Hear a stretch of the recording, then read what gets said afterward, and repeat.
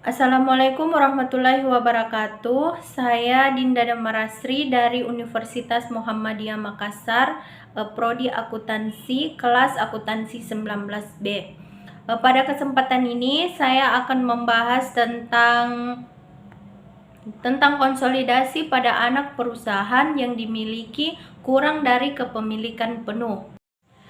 Baiklah, langsung saja ke pembahasan. Ketika anak perusahaan dimiliki kurang dari kepemilikan penuh, pendekatan umum yang digunakan untuk konsolidasi sama dengan konsolidasi pada anak perusahaan yang dimiliki penuh. Akan tetapi, prosedur konsolidasi harus dimodifikasi sedikit untuk mengakui kepemilikan non-pengendali. Perhitungan laba bersih dan saldo laba konsolidasi pun harus memasukkan kepemilikan non-pengendali. Baiklah, langsung saja ke contoh soal.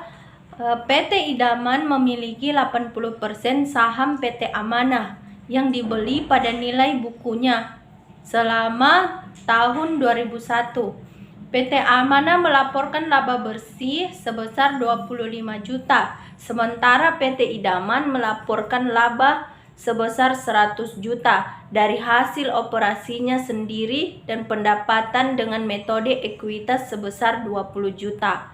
Laba bersih konsolidasi untuk periode 2001 dihitung sebagai berikut. Ada dua cara menghitung laba bersih konsolidasi.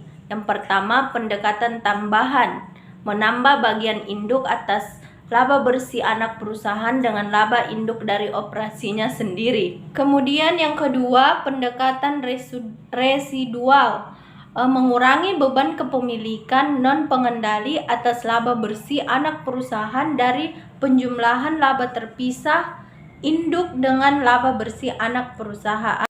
Baiklah, langsung saja ke penjelasan. Ketika memakai pendekatan tambahan, laba operasi terpisah PT Idaman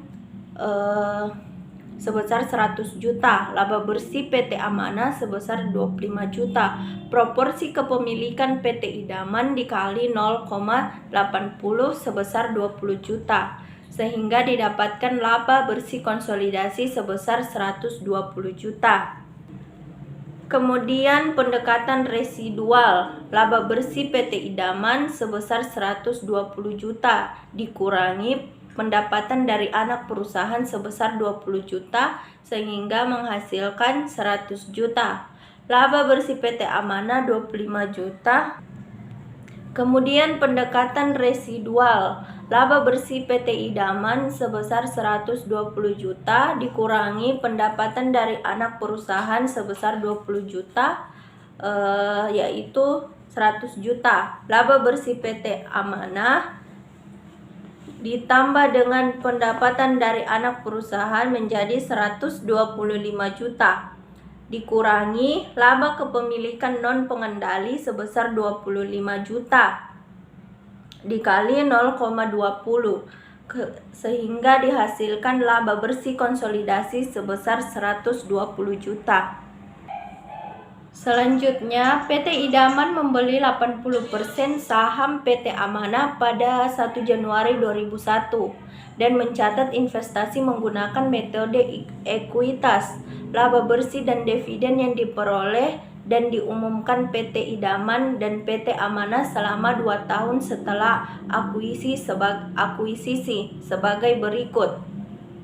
Saldo laba 1 Januari 2001 PT Idaman sebesar 400 juta, sedangkan PT Amanah 250 juta. Laba bersih 2001 PT Idaman sebesar 120 juta, sedangkan PT Amanah 25 juta. Dividen 2001 PT Idaman sebesar 30 juta, sedangkan PT Amanah 10 juta. Sehingga didapatkan saldo 31 Desember 2001 PT Idaman sebesar 490 juta dan PT Amanah 265 juta. Kemudian laba bersih 2002 PT Idaman 148 juta dan PT Amanah 35 juta. Dividen 2002 sebesar 30 juta dan PT Amanah sebesar 10 juta. Saldo 31 Desember 2002 sebesar 608 juta dan PT Amanah 290. Baiklah, maka saldo laba konsolidasi pada 31 Desember 2002, 2 tahun setelah tanggal penggabungan dihitung sebagai berikut. Saldo PT Idaman 31 Desember 2002 sebesar 608 juta. Ekuitas akrual dari PT Amanah sejak akuisisi sebesar 25 juta ditambah 35 juta dikali 0,80 sebesar 48 juta. Saldo laba PT Idaman dari hasil operasinya sendiri 31 Desember 2001 sebesar 560 juta.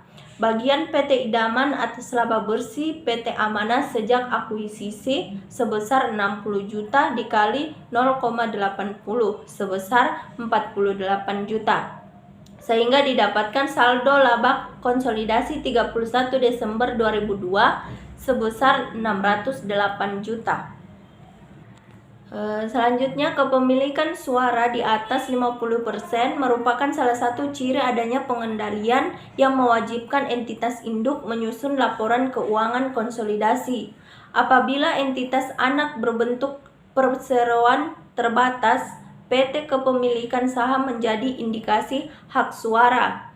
Kepemilikan 100% saham entitas anak dalam kondisi normal akan memberikan hak pengendalian penuh bagi entitas induk, meskipun kepemilikan entitas induk atas saham biasa entitas anak kurang dari 100%.